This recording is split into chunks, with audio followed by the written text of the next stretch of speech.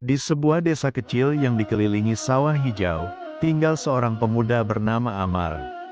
Sejak kecil ia suka merenung, terutama tentang hal-hal sederhana yang sering dianggap biasa.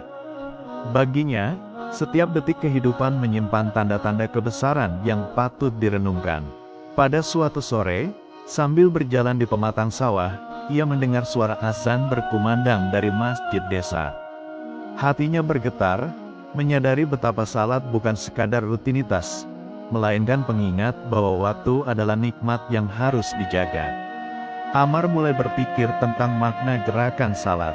Ia perhatikan bagaimana ruku, sujud, dan berdiri membawa ketenangan tersendiri. Dari buku yang pernah ia baca, ia tahu bahwa gerakan salat membantu melancarkan peredaran darah, menjaga kesehatan tubuh, dan membuat pikiran lebih tenang. Bagi Amar, salat bukan hanya ibadah, tapi juga terapi jiwa dan raga yang luar biasa. Hari berikutnya, ia berpuasa sunnah.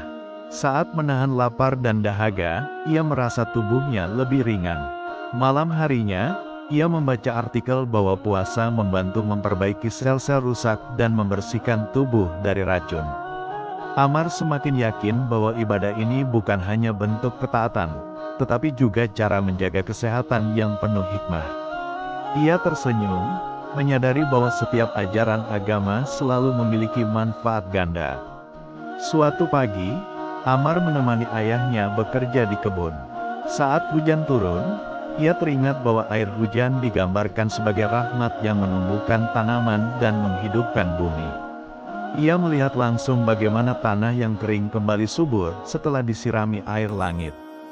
Betapa sempurna ciptaan ini, batinnya. Setiap tetes hujan seakan mengingatkan Amar bahwa kehidupan manusia pun bergantung pada kasih sayang Sang Pencipta. Di tepi kebun, Amar berdiskusi dengan sahabatnya tentang laut.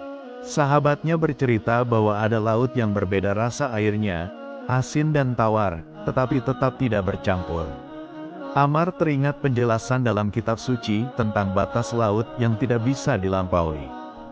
Fakta ini membuatnya semakin kagum, karena sains modern baru bisa membuktikannya. Ia merasa bahwa ilmu pengetahuan dan iman justru saling melengkapi, bukan bertentangan. Malam harinya, Amar menatap bulan purnama yang bersinar terang. Ia tahu bahwa cahaya bulan hanyalah pantulan dari matahari.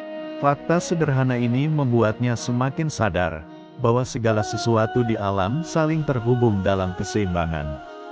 Hatinya bertambah mantap bahwa setiap fenomena alam bukanlah kebetulan, melainkan tanda yang mengajarkan manusia untuk berpikir lebih dalam.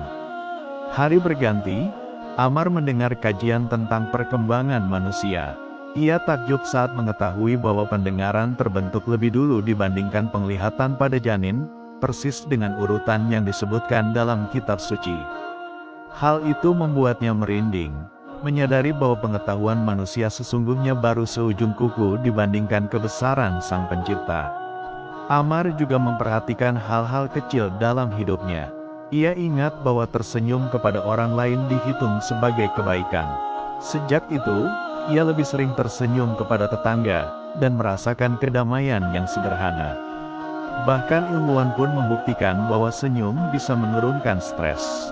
Ia makin yakin bahwa ajaran kebaikan, sekecil apapun, menyimpan manfaat luar biasa bagi diri sendiri dan orang lain. Di sore yang hening, Amar berwudu sebelum salat. Air yang menyentuh wajah dan tangannya terasa sangat menenangkan. Ia teringat bahwa wudu tidak hanya menyucikan lahiriah, tetapi juga memberi efek menenangkan jiwa. Setelah itu, ia membaca beberapa kalimat zikir. Hatinya terasa lapang, pikirannya lebih jernih.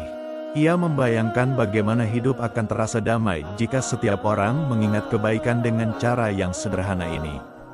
Menutup perjalanannya hari itu, Amar duduk di beranda rumahnya, menatap senja.